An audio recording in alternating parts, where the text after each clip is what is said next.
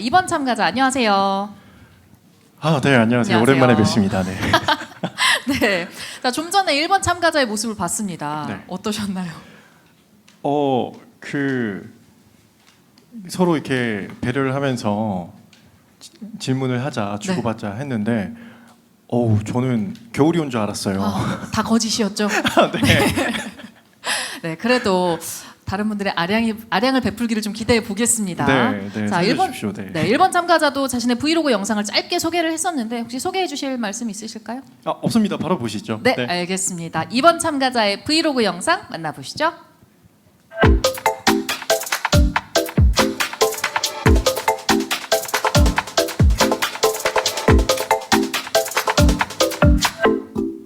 제가 떨어졌거든요. 예. 아니야. 예, 드려야 돼. 네. 안녕하세요, 민소유 시청자 여러분. 다가온 민주당의 미래 최정민입니다. 네, 민소유 스타 프로젝트 파이널 미션이 바로 브이로그 미션인데요. 브이로그 주제가 서울 민주당 핫플레이스였어요. 근데 서울에서 민주당의 인재 또는 또 민주주의자를 양성하고 있는 핫플레이스, 바로 노무현 시민센터입니다. 제가 이제 배움에 대한 욕심이 많다 보니까 더 진정한 민주주의자가 되기 위해서 노무현 리더십 학교 청년 6기로 제가 또 교육을 받고 있거든요. 그래서 종로에 개장한 노무현 시민센터에서 바로 저희가 첫 기수예요. 그래서 제 브이로그는 노무현 시민센터 친구들과 리더십 학교 친구들과 함께 하게 됐고요. 응원해주겠다는 친구 두 분을, 우리 동기 두 분을 모셨는데요. 응원의 메시지 부탁드릴게요. 안녕하세요. 민서유 그 스타 프로젝트 12강 진출자 전소환입니다. 아쉽게 떨어졌지만 같은 동기로서 옆에서 지켜보니까 참 좋은 친구입니다. 응원하도록 하겠습니다. 화이팅! 예, 안녕하세요. 저는 청년 6기 정진호입니다. 또 제가 가까이서 우리 최정민 군 지켜보니까 정말 해박한 지식이 있어서 어떤 사람을 만나더라도 좋은 진행자가 될 수 있다. 또 이제 이 아름다운 미소 갖고 있어서 어떤 사안이더라도 어떤 사람이더라도 이 밝은 미소로 좋은 분위기로 좋은 진행 이끌어낼 적임자다, 이렇게 생각합니다. 최정민을 응원합니다. 감사합니다. 저도 열심히 할 수 있도록 하겠습니다. 또 우리 현직 의원님이 이렇게 응원해 주시니까 더 가슴이 뛰네요. 여러분, 그럼 스튜디오에서 또 뵙도록 하겠습니다. 네. 민서유 좋아요, 구독, 알림 설정까지 부탁드려요. 안녕. 네. 네, 스튜디오에 왔습니다. 지금 치트키를 2가지나 사용하셨어요. 전수환 참가자 안녕하세요. 네, 인사해주고 계시네요. 네, 전수환 참가자. 그리고 또 한 분은 누구시죠? 한 분은 그 의정부 시의원 정진호 의원인데요. 네, 그 노무현 리더십 학교 청년 6기 같이 공부하고 있어서 같이 촬영하겠다고 하셔가지고 같이 하게 됐습니다. 자연스러운 인터뷰였던 것 같은데 심사위원분들은 어떻게 들으셨을지 한번 보겠습니다. 구영식 심사위원님 혹시 어떻게 보셨어요? 노무현 시민센터에 거기에 가입해서 리더십 교육을 받으셨군요. 네, 지금 현재 1학기 진행 중입니다. 1학기 진행 중인가요? 네. 예. 근데 짜고 치는 고스톱 브이로그는 아닌지 너무 동기들 그런 건 전혀 아니고요. 원래 저거 말고도 촬영을 2번 더 했었는데 자연스럽지 못해서 가장 자연스러운 걸로 인터뷰 사전에 어떤 메시지를 전해달라고 한 건 전혀 없었습니다. 네. 그래도 약간의 좀 돌발성 뭐 이런 게 있었으면 더 좋았을 텐데, 그러니까 최정민 참가자를 모르는 사람한테 본인을 잠깐 소개하고 본인에 대한 뭐 응원 메시지라든지 다른 것들을 했으면 더 좋지 않았을까 싶네요. 다음에 민서유 시즌 2가 있다면, 제가 민서유 스타 프로젝트 시즌 2가 있다면 참고해서 영상을 찍어보도록 하겠습니다. 예, 아무튼 리더십 교육은 잘 받으시기 바랍니다. 네, 감사합니다. 네. 혹시 다른 심사위원분들께서는 하실 말씀 있으실까요? 아니 왜 노무현 시민센터에서 브이로그를 찍을 생각을 했어요? 제가 군 생활을 이제 참여정부 때 했는데요. 알겠습니다. 알겠습니다. 작가님, 제발 들어주시면 아니야. 제가 봤을 때는 이 결승전은 심사위원만 심사하는 게 아니고 이 유튜버 참가자도 함께 하는 거니까 거기에 어필하고 싶어서 저기에 찍지 않았나 이런 생각이 들고, 그랬다면 고급 수단이고. 정답입니다. 그 사실은 책장 앞에서 단독샷을 찍는 게 굉장히 진부한 거거든요. 머리에 지식이 없는 사람들이 책장 앞에서 많이 인터뷰해요. 최재병 교수 인터뷰할 때 늘 책장 앞에서 인터뷰하거든요. 그렇게 진부한 걸 하렸으면 그 노 전 대통령 책 말고 제 책 있잖아. 그런 것도 앞에 딱 갖다 놨으면 두 번 어필할 수 있잖아. 심사위원한테 어필, 청취자분들한테 어필. 사실 그런 정부적 판단이 아쉬웠다. 이거는 다 마치고 말씀드리려고 했는데 제가 사인 받고 싶어가지고 책을 가져왔습니다. 김대김. 네, 너무나도 유명한 베스트셀러죠. 네. 약간 늦은 감이 있지 않나요? 아니 내가 가져왔다니까. 알겠습니다. 서민님 이러실 거예요. 알겠습니다. 자, 뭐 끝나시고 또 사인을 받으시길 바라고요. 자, 그래도 많은 심사위원분들이 웃어주셨습니다. 힘내시고요. 감사합니다.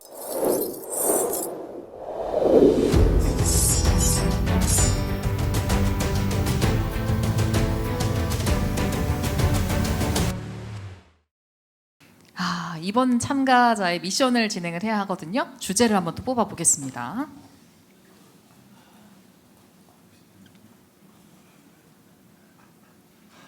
네, 몇 번이죠? 1번입니다. 자, 1번. 내년 총선 서울 지역 승리 방안입니다. 자, 많은 분들이 뭐 그렇게 어려운 주제가 아닌 것처럼 수월하다는 생각이 드시는지 고개를 끄덕끄덕 하시는 분들도 있고요. 네. 오, 자신감 넘치는 느낌. 자신감 있는 척 한번 해보도록 하겠습니다. 네, 자 그러면 그 자신감 받아서 바로 시작해 보겠습니다. 자신의 생각을 말씀해 주세요. 네, 선거는 보통 인물 정책 구도로 승부가 난다고 하죠. 근데 얼마 전에 이동영 작가님께서 바람도 포함이 된다 이렇게 얘기를 하시더라고요. 그래서 제가 그 영상을 보고 바람이 무엇을 뜻하는지 한번 생각을 해봤어요. 그랬더니 이는 곧 이슈몰이, 즉 어젠다 세팅과 키프잉으로 인한 여론 형성에 대한 얘기일 것이다 라고 생각을 했습니다. 그렇다면 인물, 정책, 구도, 여론 이렇게 네 가지를 통해서 총선 승리를 이끌어 나가야겠다라는 생각이 들었고요. 인물과 정책을 알리고 여론을 움직이면 구도는 유리하게 변하게 되어 있다. 이렇게 연결이 되더라고요. 그래서 이런 것들을 무엇을 통해서 바꿀 수 있고 유권자들에게 영향을 줄 수 있을까 이렇게 생각을 해봤더니 결국 미디어다라는 답이 나왔습니다. 그래서 미디어를 통한 메시지 전달이 중요한데 메시지의 내용과 형식이 모두 시대와 지금 상황에 맞아야 된다라는 생각이 들었습니다. 형식은 미디어일 거고요. 내용은 여성, 청년, 노인 그리고 노동자에 대한 메시지로 저는 함축해 볼 수 있다고 줄여볼 수 있다고 생각을 했습니다. 줄여서 여청노노. 네. 아무런 반응이 없습니다. 네. 여청노노라고 한번 줄여봤고요. 지난 대선 이후에 2030 남성들은 스스로를 기득권과 동일시하면서 투표를 했다고 생각을 해요. 그렇지만 실제로 그들은 스스로가 기득권의 밖에 있는 그 외집단임을 깨닫게 된 1년이 아니었나 저는 이렇게 생각을 합니다. 그래서 작용에 의한 반작용으로 2030 남성들 또한 표심이 흔들릴 수밖에 없다 이렇게 생각을 했습니다. 그 기존 지지세가 강했던 여성에 대한 정책을 제시하면서 2030 남성들은 청년 정책 그리고 노동자 정책과 함께 묶어서 달래는 것이 좋겠다 이런 생각이 들었습니다. 특히나 노인 빈곤에 빠진 노인분들이 많으신데요. 지금 우리나라 만 65세 이상의 노인분들이 949만 명입니다. 내년이 되면 1000만 명이 넘어가요. 예, 이게 기초연금을 수급할 수 있는 그 재원뿐만 아니라 그것부터 시작해서 노인에 대한 정책이 지금 바로 골든 타임인 때거든요. 이걸 바로 우리가 민주당이 굉장히 강하게 주창을 해서 유권자들의 표를 좀 끌어왔으면 좋겠다 이렇게 생각을 했고요. 청년 정책 그리고 고용 창출을 통한 노동 환경 개선. 네, 청년 정책은 고용 창출로 노동 환경과 맞물려 있는 이슈로 노동 3권을 보장하는 최근의 노동권을 탄압하는 정부와 반대로 정책을 펼치는 것이 좋겠다라는 생각이 들었습니다. 이 정도로 마무리하겠습니다. 네, 여청노노 네, 여청노노 이야기를 해주셨고요. 자, 지금 이야기를 해주셨는데 세 분이 지금 열심히 필기를 하고 계세요. 어떤 질문을 할까, 어떻게 공격할까 기다리고 계신 것 같은데 한승주 참가자부터 이야기해 볼까요? 네, 제가 마이크를 먼저 들었으니까 저부터 하겠습니다. 어떻게 무딘 질문을 원하시나요? 날카로운 질문 원하시나요? 우리 민주당 안에서 평화로웠으면 좋겠습니다. 네. 네, 그럼 평화롭게 최대한 날카로운 질문 해보겠습니다. 그 왜 정치권에서 참 말 만들기 좋아하잖아요. 방금 여청 노노 하셨어요. 여청 이렇게 노노 이런 거 같아가지고 좀 그 반응이 없었던 것 같은데 그 말고 요즘에 국힘에서 밀고 있는 거 있죠? 혹시 뭔지 아시나요? 말씀해 주시면 제가. 네, 사돈낱말. 네. 네, 사돈낱말이 왜 어떤 의미인지 혹시 알고 계시나요? 잘 모르겠습니다. 아, 네. 사돈낱말 그 요즘에 현수막도 많이 붙어 있더라고요. 네. 이게 사법 리스크, 돈봉투 그리고 이제 남국 코인 그리고 마지막 말은 이제 말로만 민생 챙긴다 이렇게 해서 사돈낱말이거든요. 네, 그럼 그렇군요. 저희가 사실 그러니까 그들이 주장하는 게 맞다고 이야기하는 게 아니라 어떻게 보면 저희가 극복해야 될 리스크는 맞잖아요. 그럼 이 사돈낱말 어떻게 좀 극복할 수 있는지 해안을 좀 듣고 싶습니다. 그런데 그 말을 새롭게 만든 것뿐인 것 같고요. 기존에 우리에게 공격을 했던 민주당에게 공격을 했던 어젠다들인 것 같아요. 특히나 그 어젠다들 모두가 실체가 없었고, 그리고 뭐 코인 이슈라든지 그리고 민생을 챙기는 법안에서도 민주당이 발의한 여러 가지 법들을 받아들이지 않고 같이 타협하지 않고 지지하지 않는 것은 오히려 국민의힘 당이었기 때문에 저는 실체가 없는 그냥 프레임 공격이 아닌가 이렇게 생각합니다. 네, 저도 어느 정도 동의하는 반대요. 근데 문제는 그 실체 없는 프레임 공격이 먹힌다는 거죠. 네. 그럼 이 어쨌든 중도층이 굉장히 이렇게 많다고 여론조사에서 나오는데 이 실체 없는 공격을 완전히 파해할 수 있는 그런 방법이 있을지 여쭤본 겁니다. 그런 면에서 미디어라는 대안을 제가 제시를 한 거고요. 특히나 지금 현수막을 걸면서 진보당이 좀 잘하고 있는 부분이죠. 맞대응하는 현수막을 거는 것. 그것도 민주당에서는 좀 했으면 좋겠고, 그런데 그게 선이 넘었을 경우에는 오히려 지난 대선 때 그런 프레임으로 많이 나왔잖아요. 차악을 뽑는다라는 그런 프레임으로 저쪽에서 몰아갈 수 있기 때문에 그걸 피하는 선에 현수막을 거는 행위를 좀 했으면 좋겠는데 그 선을 지키기가 참 쉽지는 않은 것 같습니다. 예. 네, 지금 열띤 토론의 느낌이 물씬 들었습니다. 자, 지금 나머지 두 분도 이를 갈고 있거든요. 한소원님 질문 바로 받아보겠습니다. 네, 최정민님 너무 잘 들었습니다. 발제. 네, 감사합니다. 사실 우리 시민분들을 위해서 어떤 용기와 각오를 갖고 정말 소같이 일할 후보를 우리 민주당이 후보로 잘 세워야 할 텐데요. 최정민님이 생각하셨을 때는 물론 모든 지역에서 이렇게 열심히 소같이 일할 그런 후보가 세워져서 우리 민주당이 반드시 승리하는 것이 중요하겠지만 최정민님 지역구를 제외하고 우리 민주당이 가장 주목하고 심혈을 기울여서 반드시 승리해야만 하는 지역은 딱 한 군데만 고른다면 어느 지역이라고 생각하시는지 서울 내에서 답변해 주셨으면 감사하겠습니다. 아무래도 정치 1번지로 불리는 종로구겠죠. 그 종로가 반영하는 민심이 또 서울 전체를 반영한다고 해도 과언이 아니기 때문에 거기에서 상징적으로 승리를 하는 것이 저는 매우 중요하다고 생각합니다. 네. 네, 답변 감사합니다. 네, 이번화 참가자 바로 마이크를 잡아주셨어요. 기다리셨죠? 네. 생각났어요.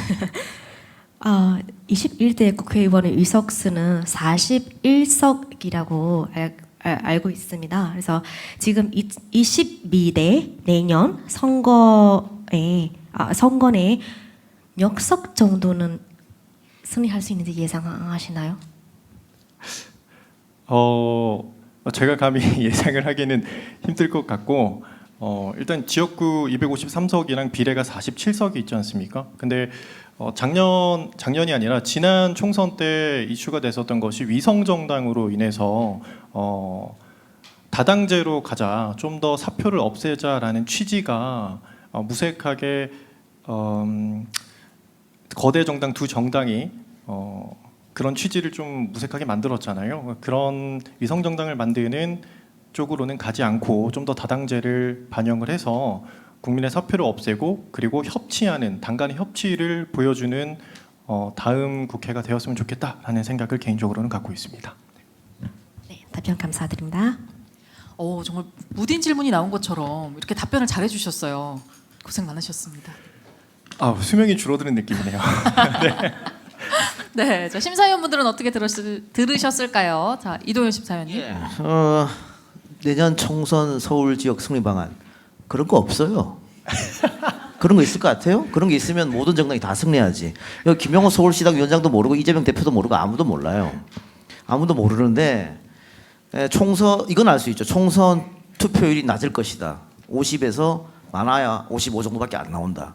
그러면 결국은 우리 지지층을 어느 정당이 많이 투표장으로 끌어당기느냐. 이게 가장 중요한 핵심 포인트예요. 맞습니다. 그러면 민주당이 할 수 또 해야 될 일은 뭐냐면 야당다움을 보여줘야 되는 거예요. 지지층을 신나게 해야 되는 거예요. 그래서 투표장이 많이 가게끔 만들어줘야 되는 거예요. 지금 민주당이 그것을 잘하고 있다고 보는지 만일 잘못하고 있다면은 그 방안, 그 대응 방안 앞으로 어떻게 해야 되지? 그 대책은 그 답변을 한번 해보세요. 네, 이동영 작가님 저렇게 말씀하실 줄 알았습니다. 개인적으로는 이동영 작가님의 그 의견을 너무 좋아하고요. 그런데 잘 못하고 있다라고 딱 잘라서 말하기는 힘들고요. 아쉽다라고 저희는 표현을 하고 싶어요.